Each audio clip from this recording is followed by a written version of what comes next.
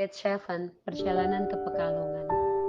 Perjalanan pertama ke Pekalongan mencari narasumber bersama Pak Abdul adalah keputusan baik yang Nimas ambil.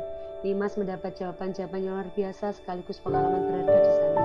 Namun effort yang harus ia keluarkan juga tidak main-main. Selain tenaga tidak terasa, dompet Nimas juga ikut berjuang.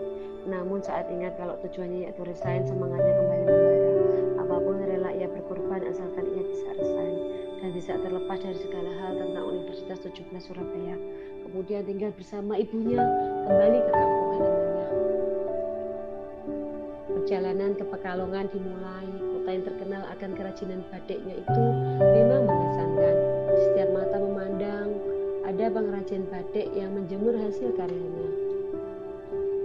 Nimas bersama Pak Abdul sepakat berangkat naik bis, padahal perjalanan dari Surabaya ke Pekalongan harus ditempuh selama kurang lebih 6 jam. Tapi Nimas bertetap kuku ingin menggunakan bis lebih murah dan fleksibel katanya. "Duk, berapa nomor rekening kamu?"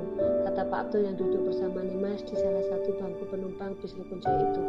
Kok bapak jadi keterusan manggil saya Duk? Nggak apa-apa, naik bis berdua begini rasanya seperti sedang jalan-jalan dengan anak saya. Saya tidak semudah itu loh Pak. Oh iya, nomor rekening itu apa? Pak Abdul mengeluarkan dompet, membuka benda dari kulit itu di depan Nimas, sengaja memperkalikannya. "Nih, lihat, saya tidak pakai cash. Ongkos bis saya transfer lewat rekening saja." "Ya Allah Pak Abdul, saya kira mengirim gaji lewat rekening. Kalau gaji minta ke Pak Rektor, jangan saya. Tidak perlu diganti, toh saya yang ngajak Bapak kemari." Melihat ekspresi Pak Abdul yang tidak membantah perkataannya, Nimas ambil ancang-ancang. "Jangan diganti Pak, tapi nanti kalau mau jajan saya minta Bapak. Memangnya saya bapakmu? Tadi katanya saya seperti anak Bapak." "Tidak jadi deh Mbak, saya tidak bisa membayangkan nanti anaknya lebih galak daripada bapaknya." Nimas memutar matanya jengah. Mereka berdua makin hari makin akrab, makin sering membuat satu lain jengkel dari bapak dan anak. Tapi Nimas bersyukur, setidaknya kehadiran Pak Abdul sedikit mengubah rasa rindu Nimas pada bapaknya.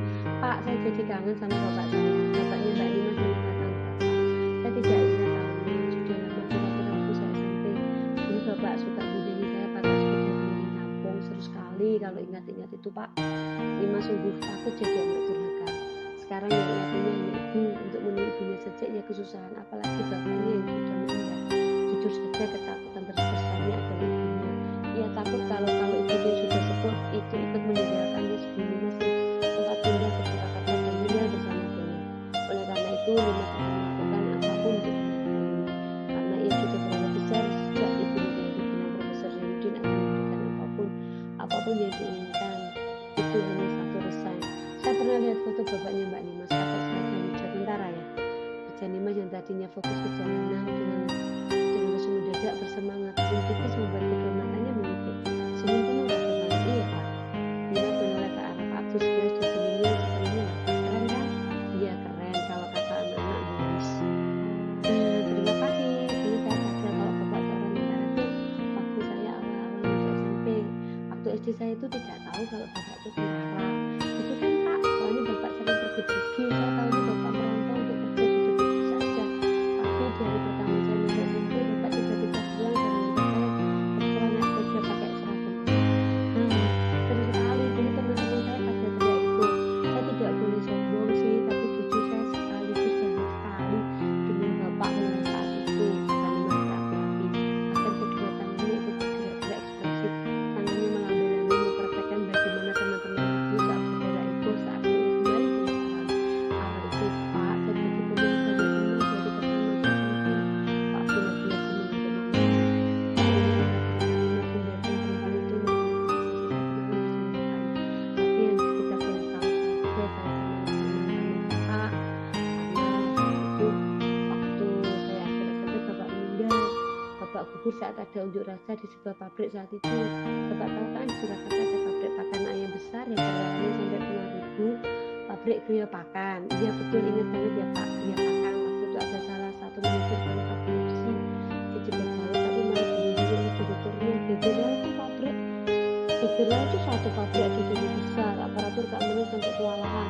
Tentara polisi semuanya datang lucu sekali Pak. Dan akhirnya bapak saya ikut mengamankan, tapi jujur bapak ditikam benda tajam dari belakang dan bapak gugur di tempat. Nimas berusaha menanggalkan kesalnya saat itu. Walau kejadiannya sudah lama, tapi rasa kesal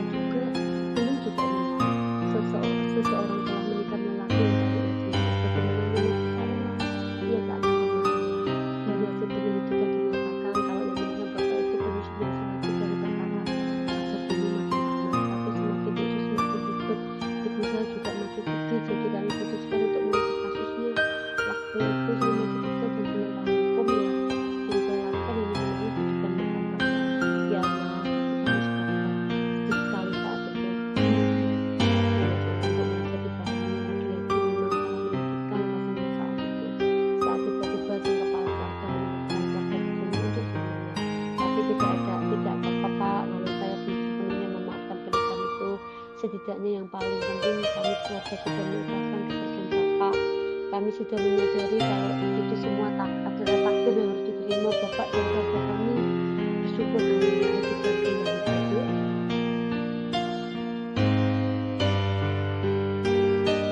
Betul Pak, alhamdulillah.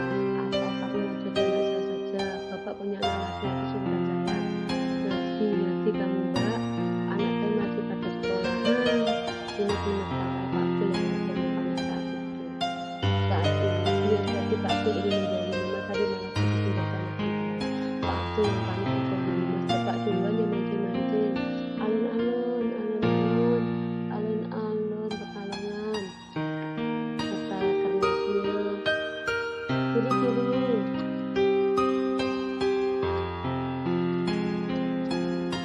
Si kernet bergerak dari arah depan. Dia membukakan pintu penenteng. Induk sudah sampai alun-alun.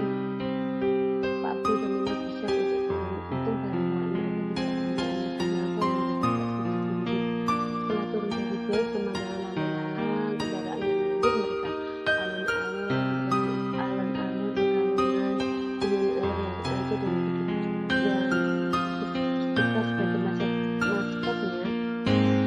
akan mengucap selamat datang kepada mereka berdua. Matahari yang cukup terik membuat keduanya enggan menghabiskan waktu bilangnya di sana. Pak, langsung saja kita pakai taksi online ya. Pesan taksi online. Iya Mbak, panas sekali ini. Mas membuka ponsel menyelesaikan transaksi online. Tujuan kita kemana? Kandangan Kauman Mbak. Oh iya Kauman, kandang Kaum Kauman. Nah betul, tak perlu menunggu waktu lama, hanya sekitar 10 menit. Sebuah mobil sedan hitam berhenti di depan mereka. Saat kaca mobil terbuka menampilkan driver dengan jaket berwarna hijau. Ini Mas, ya betul Mas. Si driver keluar membukakan pintu untuk kedua customernya. Tujuan kemana ini? Kauman ya Bu? Betul Mas, 30 menit berarti dekat ya dari sini. Mima sudah duduk di samping pengemudi, sedangkan Pak Abdul duduk sendiri di belakang mau selonjoran katanya. Lumayan aku 2 kiloan. Oh, sekilonya berapa Mas? Ya Pak, suara Pak Abdul nyaut dari belakang kayak pertanyaan random kejok Pak Bapak. Mbak si driver bingung harus menimpali kalimat seperti apa. Memang suka random Mas, maklum. Wah, jokesnya kayak bapak saya, satu generasi mungkin. Boleh kenalan sama bapaknya. Nama saya Abdul, dosen dari Surabaya gitu ya Mas. Iya, salam kenal, kata bapak saya. Mas hanya menggeleng, maklum melihat tingkah seniornya. Terkadang Pak Abdul bisa sangat bijak seperti sosok seorang bapak. Bisa begitu berwibawa layaknya seorang pendidik. Namun bisa juga sangat random seperti bapak-bapak pada umumnya. Multi-talent sekali. Jadi Bapak Ibu ini dosen, ada kepentingan apa kalau boleh saya tahu? Kalau kami ada penelitian terkait batik gitu Mas, dan agar lebih puasnya ya kami berkunjung ke kota batiknya Pekalongan. Wah, totalitas ya Bu.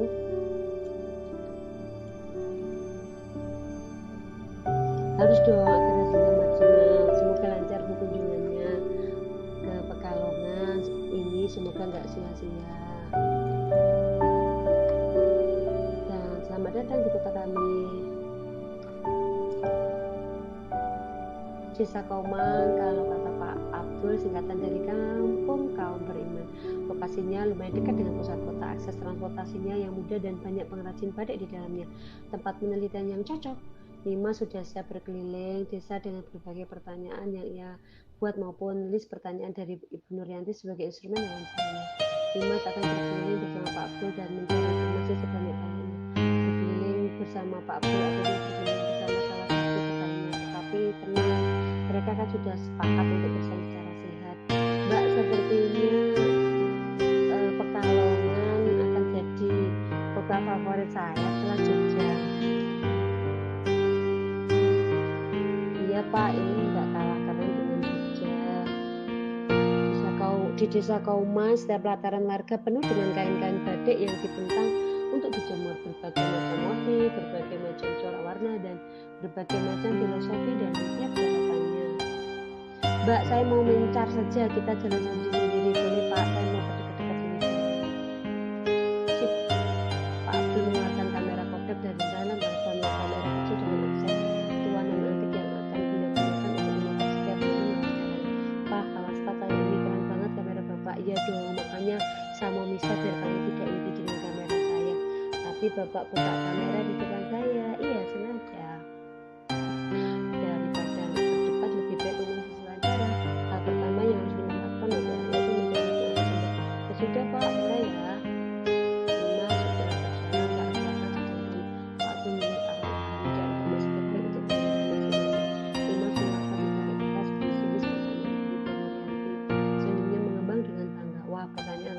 Bakar memang ucapnya sambil mengibaskan secara cepat seperti itu.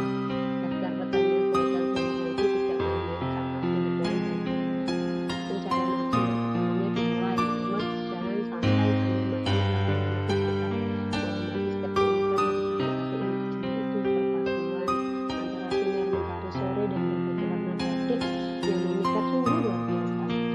Kebanyakan batik yang Dimas lihat adalah bermotif awan seperti ada unsur angin, anggur dan mangga. Batik tradisional dengan cara membaca nama ini memiliki nilai jual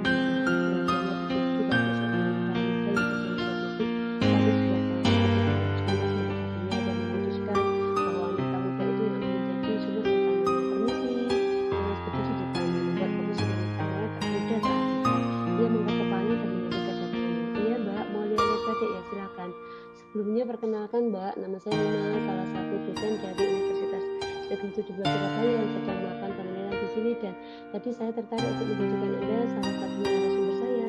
Apa Mbak berkenan? Silakan perhatikan tangan-tangan Dimas dan ujung kaki Mbak ujung kepala saya. Saya putih dan cantik karena Mbak Dimas cukup percaya diri dengan tangan-tangan. Oh alah, saya kira ibu ini mahasiswa. Iya mahasiswa bertahun-tahun yang lalu. Kita tertawa mendengarnya. Kalau begitu nama saya Asih, tempat ini milik bapak saya. Kalau mau melakukan penelitian di sini, monggo saya malah senang. Narasumber pertama memiliki lebih mudah. Dimas pun senang. Mereka berdua berpindah ke ruang tamu. Asih bersama Dimas duduk di kursi yang bahkan terbuat dengan gaya batik itu. Kebutuhan Asih mereka duduk berhadapan dan Dimas ada pertanyaan pertama. Mbak Asih ini usia berapa? Saya 19 tahun dan lulus SMA. Oke, jadi Mbak Asih nanti saya akan mengajukan beberapa pertanyaan. Tolong Mbak Asih jawab apa adanya sesuai dengan begitu ya Mbak. Baik Bu, silakan Mbak. Pertanyaan pertama, masih batik menurut Mbak Asih tolong dijawab dalam satu kalimat mirip dengan pertanyaan untuk para mahasiswa. Batik bagi para pengrajin batik itu hidup kami. Baru satu pertanyaan sudah disambut dengan ucapan luar biasa. Langkah Dimas menunjukkan wawancara ketika ini tidak. Lalu Mbak bisa sedikit dijelaskan tentang rumah produksi batik ini? Rumah produksi ini milik bapak saya pertama kali berproduksi pada 20 tahun lalu. Kami punya 10 karyawan yang bertugas menangani 4 orang yang bertugas mencoating dan 2 orang yang bertugas untuk menjemur. Untuk mendesain saya bergerak sendiri melakukannya. Tapi selama saya jalan di sini, motif yang paling sering saya lihat itu motif anggur dan mangga. Bisa tolong dijelaskan kenapa seperti itu? Asih menggunakan musik sejujurnya, bersiap menjawab dengan jawaban luar biasa. Sebenarnya di sini ada banyak motif selain anggur dan mangga. Tapi yang jadi masterpiece-nya yang memang anggur dan mangga, lebih tepatnya daun anggur dan daun mangga. Dua motif itu yang paling laris di pasaran karena Pekalongan sendiri terkenal dengan wilayah pantai dan pelabuhan yang berlimpah. Jadi motif anggur dan mangga